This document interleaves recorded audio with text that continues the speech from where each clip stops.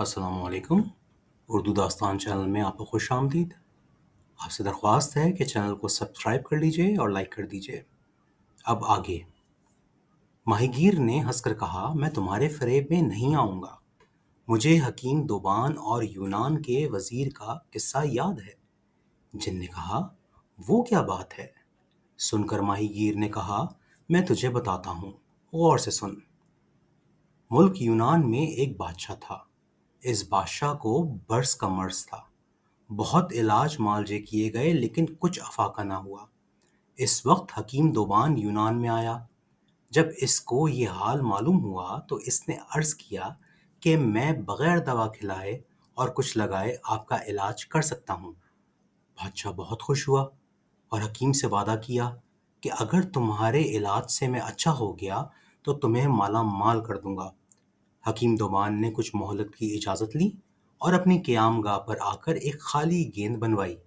اس میں چند دوائیاں بھر کر بند کر لیا اور اس میں چھوٹے چھوٹے سوراخ کر لیے اور بادشاہ کی خدمت میں لا کر پیش کی اور کہا کہ آج آپ اس سے اس قدر کھیلیں کہ تمام جسم پر پسینہ آ جائے۔ اس کے بعد حمام میں نہائیں۔ بادشاہ نے طبیب کی ہدایت پر عمل کیا۔ غسل کرنے کے بعد آرام سے سو گیا۔ پھر صبح کو بیدار ہوا تو یہ دیکھ کر بہت خوش ہوا کہ جسم داغ دھبوں سے صاف ہو گیا ہے۔ دربار میں حکیم کو طلب کیا گیا۔ اس کو بہت سا انعام اور مال و دولت دے کر بادشاہ نے اپنے مصاحب خاص بنا لیا۔ حکیم کا یہ اعزاز دیکھ کر امرائے دربار حسد کرنے لگے۔ ایک روز موقع پا کر ایک وزیر نے بادشاہ سے اس حکیم کی بڑی شکایت کی کہ یہ حکیم اچھی نیت نہیں رکھتا، آپ کی جان کے لیے خطرہ ہے۔ بادشاہ نے کہا، تم غلط کہتے ہو۔ اگر اسے مجھ سے کوئی عداوت ہوتی تو دوران علاج وہ مجھ کو ہلاک کر سکتا تھا۔ مجھے اس سندباد کے وزیر کا قصہ یاد آیا جس نے شہزادے کی جان بچائی۔ اس کو غور سے سن۔ قصہ یوں ہے۔ ایک سندباد بادشاہ کی خوش دامنہ نے بادشاہ کی سابقہ ملکہ کے لڑکے پر تہمت لگائی کہ وہ قتل کر دیا جائے۔ جب بادشاہ نے اپنی خوش دامنہ کے کہنے سے شہزادے کے قتل کا حکم دیا تو وزیر نے عرض کیا کہ آپ تعامل فرمائیں اور پوری تحقیقات کریں کہ آپ کو بعد میں اس طرح پشیمان نہ ہونا پڑے جیسے ایک شخص کو اپنا طوطا مار کر پشیمانی ہوئی تھی۔ اور وہ واقعہ یوں ہے۔ ایک شخص کے پاس ایک عجیب و غریب قسم کا طوطا تھا۔ مالک کی عدم موجودگی میں جو کچھ پیش ہوتا تھا وہ سب کچھ مالک کو بتا دیا کرتا تھا۔ اس کی بیوی نوجوان اور بہت حسین تھی لیکن پارسا نہ تھی۔ ایک بار وہ شخص سفر پر گیا تو اس کی بیوی نے اپنے دوستوں سے ملنا جلنا شروع کر دیا۔ جب مالک واپس آیا تو طوطے نے اس پر سب کچھ ظاہر کر دیا۔ عورت نے سمجھا کہ یہ میری ہمراز باندیوں نے شکایت کی ہے۔ وہ ان پر ناراض ہوئی لیکن وہ تو سب قسمیں کھانے لگیں کہ ملکہ ہمارا کوئی قصور نہیں ہے، یہ سب طوطے کی شرارت ہے، اس نے سب حال بیان کیا ہے۔ ملکہ نے کہا، اس کا انتظام کرتی ہوں۔ چنانچہ اس نے ایک ملازمہ کو کہا کہ تم پنجرے پر پانی چھڑکتی رہو اور دوسری کو کہا کہ تم تمام رات اس کے پنجرے کے نیچے چکی پیستی رہو اور تیسری کو حکم دیا کہ تم دوسرے اس پر آئینہ کا عکس ڈالتی رہو اور اس کا خیال رکھو کہ یہ طوطا تم میں سے کسی کو بھی نہ دیکھ سکے۔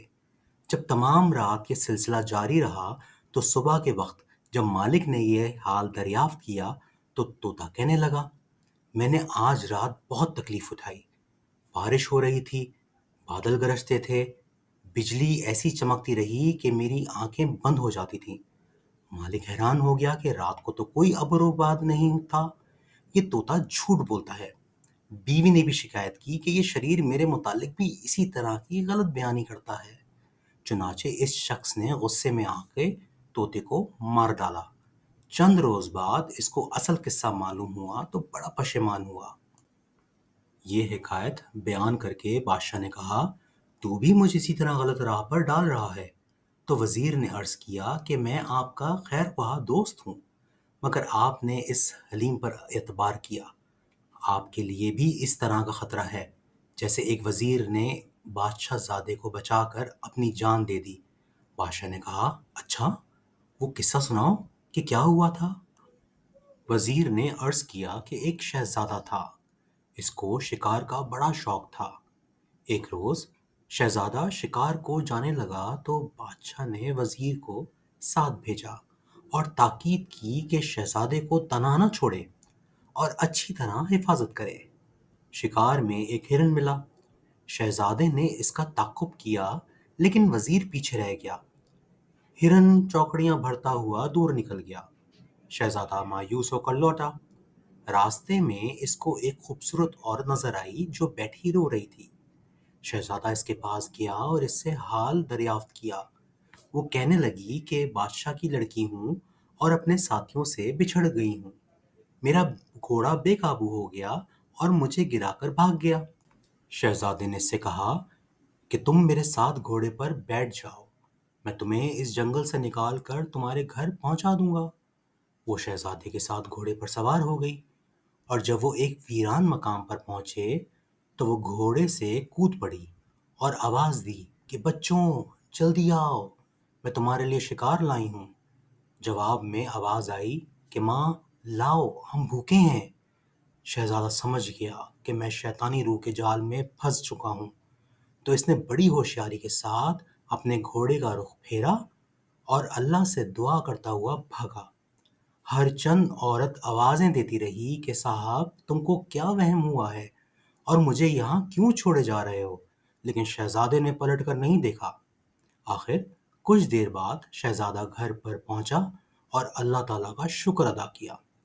جب وہ گھر واپس آیا تو اس نے یہ حادثہ باپ سے بیان کیا۔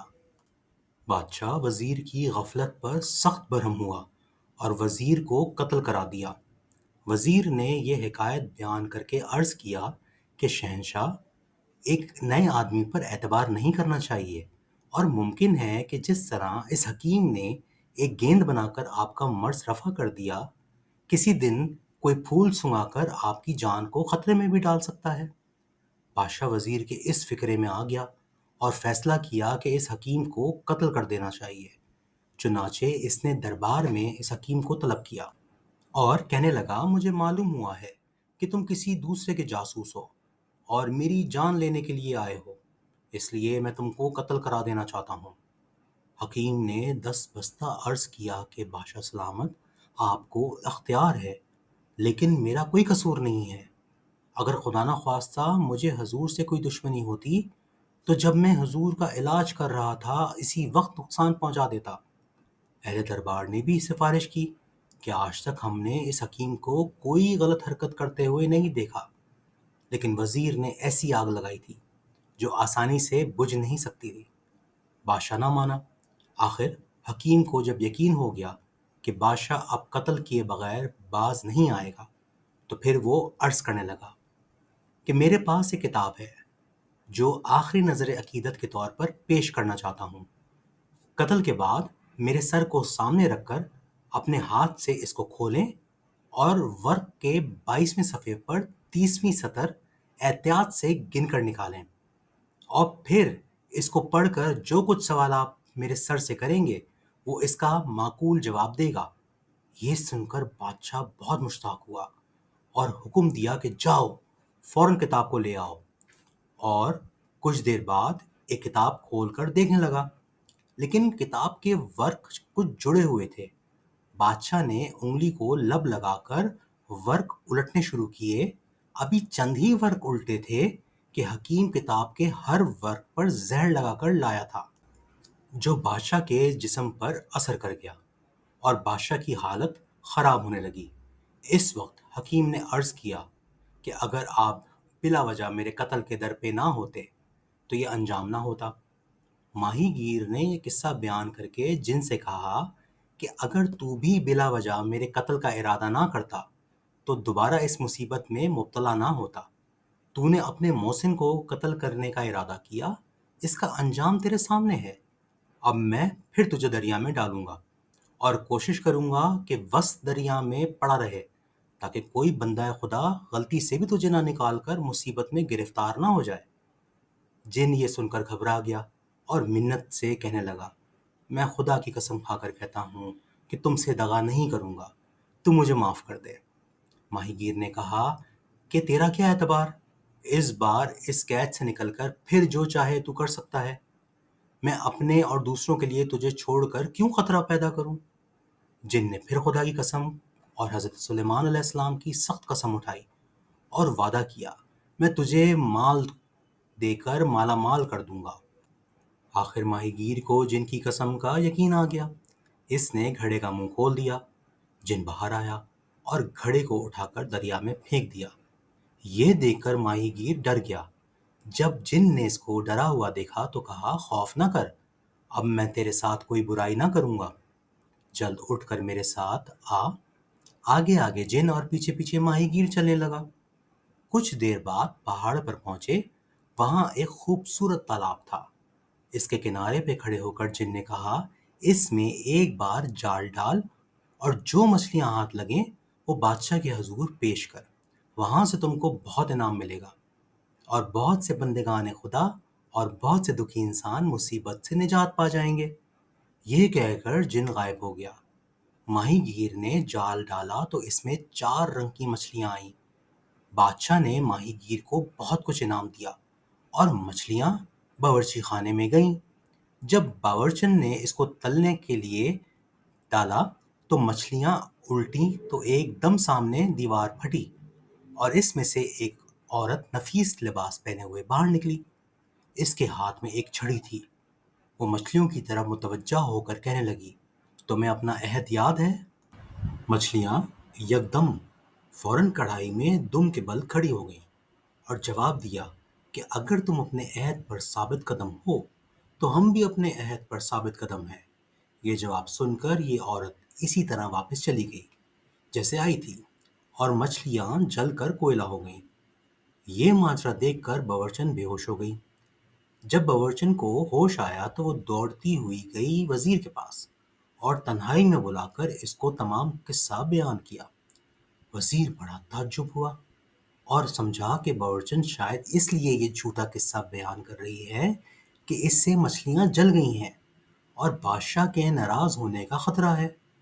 چنانچہ امتحان کے لیے پھر وہی ماہی گیر کو بلایا اور حکم دیا کہ اس قسم کی کچھ مچھلیاں اور لے آؤ۔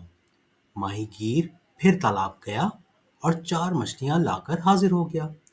وزیر نے اپنے سامنے تلنے کا حکم دیا تو پھر باورچن اس وقت مچھلیاں تلنے لگی۔ جب اس نے مچھلی کو الٹایا تو پھر وہی واقعہ پیش آیا۔ وزیر نے بادشاہ کے حضور عرض کیا۔ بادشاہ نے کہا کہ ماہی گیر کو بلا کر اور مچھلیاں منگواؤ، میں بھی یہ واقعہ اپنی آنکھوں سے دیکھنا چاہتا ہوں۔ چنانچہ پھر وہی ماہی گیر بلایا گیا اور مچھلیاں طلب کی گئیں۔ ماہی گیر نے جال ڈالا اور ویسے ہی رنگ برنگی مچھلیاں جال میں آئیں۔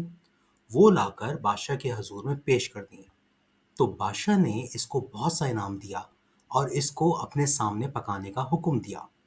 جب مچھلیاں الٹیں تو بدستور سابق دیوار پھٹی اور اس مرتبہ ایک حبشی مرد چھڑی لیے ہوئے باہر نکلا اور مچھلیوں سے وہی گفتگو کر کے واپس لوٹ گیا اور مچھلیاں جل کر کوئلہ ہو گئیں۔ بادشاہ نے کہا، جہاں سے مچھلیاں آئی ہیں وہاں جا کر دیکھنا چاہیے کہ آخر یہ ماجرا کیا ہے۔ ماہی گیر سے اس جگہ کا حال دریافت کرنا چاہیے۔ چنانچہ اس وقت ماہی گیر کو پھر طلب کیا گیا اور اس سے پوچھا گیا کہ تم یہ مچھلیاں کہاں سے لاتے ہو؟ ماہی گیر نے بتا دیا کہ یہاں سے لاتا ہوں۔ تو سب تعجب ہو گئے کہ ہم ہمیشہ یہاں رہتے ہیں لیکن آج تک یہ تالاب نہیں دیکھا، یہ ایسی رنگ برنگی مچھلیاں، اتنی خوبصورت مچھلیاں کہاں ہیں؟ چنانچہ اسی وقت بادشاہ اپنے وزیر اور کچھ ملازموں کو لے کر پہاڑ پر گیا۔ وہاں دیکھا کہ واقعی ایک تالاب تو موجود ہے۔ بادشاہ تمام دن تالاب کے چاروں طرف پھرتا رہا لیکن کوئی بات سمجھ نہ آئی۔ شام کو وزیر سے کہنے لگا، میں یہاں کا بھید ضرور معلوم کر لوں گا، تم لوگ قریب چھپ جاؤ، میں رات بھر اسی جگہ ٹھہروں گا۔ سب لوگ آس پاس ٹھہر گئے لیکن بادشاہ تالاب کے کنارے بیٹھ گیا۔ جب خوب اندھیرا ہو گیا اور کچھ دکھائی نہ دیتا تو کچھ فاصلے پر قلعہ نظر آنے لگا۔ بادشاہ بہت قوی دل تھا، وہ فوراً اٹھا اور اسی طرف روانہ ہو گیا۔ قلعے کے دروازے پہ پہنچا تو کوئی شخص نظر نہ آیا۔ وہ بے تکلف اندر چلا گیا، اور یہ قلعہ اندر سے خوبصورت تھا اور جگہ جگہ باغ تھے، نہریں تھیں۔ ابھی کے لیے اتنا ہی، اگلے حصے میں آپ سے ملتے ہیں۔ آپ سے درخواست ہے کہ اس چینل کو سبسکرائب کر لیجئے اور لائک کر دیجئے۔ بہت شکریہ۔